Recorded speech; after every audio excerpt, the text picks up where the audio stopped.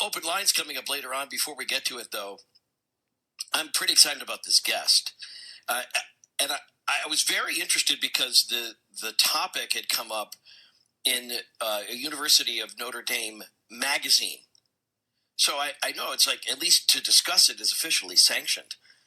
But I'll also tell you that I became more interested in the topic when an author of a book on Knute Rockne reached out to me and was essentially saying I shouldn't have this guest on.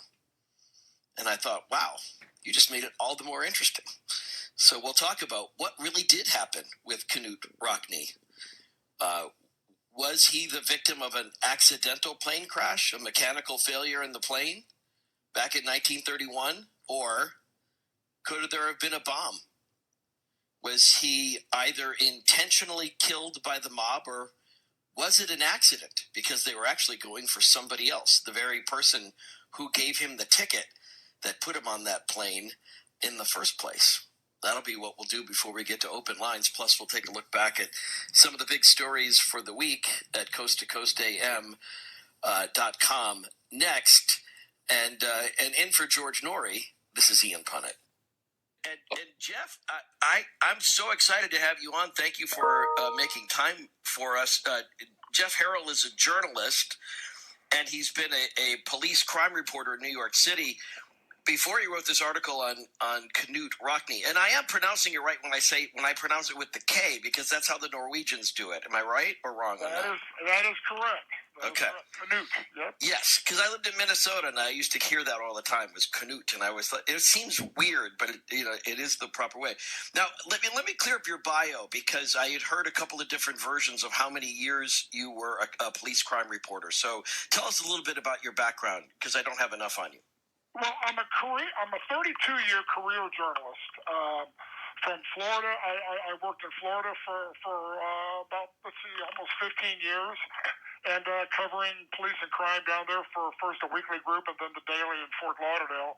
And then I moved to New York in 2000 and went to work for the Staten Island Advance, and I was covering police and crime. I was a police reporter basically for them for the first couple of years, and then they switched me over to federal courts, and that's when I began my work covering all sorts of mob trials. And I was got deeply entrenched into that whole community there in New York City, and it was really, really interesting. I mean, I couldn't have asked for a better job, Yeah. I became best friends with Jimmy Breslin and how funny guys like that. And yeah. Jerry Capisi, who's the foremost mob writer, the gangland guy in the country. Yeah. He's a dear friend of mine, and cool. Trade back and forth. So yeah, I've had an interest in the mob for a long time. Well, I love that, and you picked a great topic, because I will say, I thought I had heard like every potential alternative historical narrative until I got an article from a friend named Len Clark, who sent this over to me from the University of Notre Dame Alumni Magazine. Did you write that piece for them, or did they pick it up from another source? No, I wrote that. I had. By the way, I want to give a shout out to Dr. Len Clark. Len's a buddy of mine too, and good. And I know he's listening right now. So hi, Len. But the Notre Dame piece. My collaborator John Davenport and I have been working on this book for. I've been with John for a couple of years. Meantime, the mob is following Father Reynolds, and they're back and forth. Even to South Bend. I mean, he was approached here.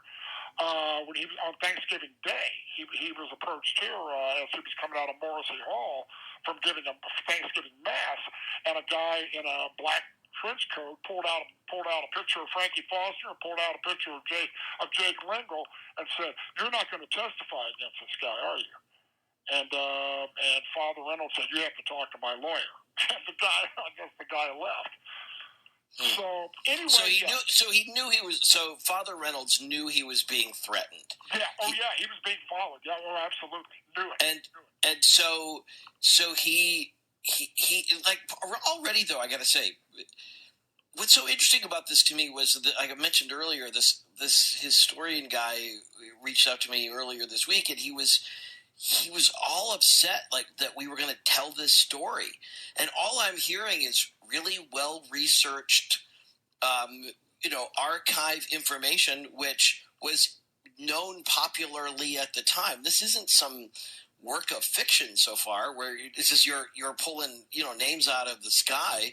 This is actually what a lot of there was citations for this in newspapers at the time, and I'm assuming other historians were also tracking all of these stories, which put this guy Father Reynolds in the crosshairs.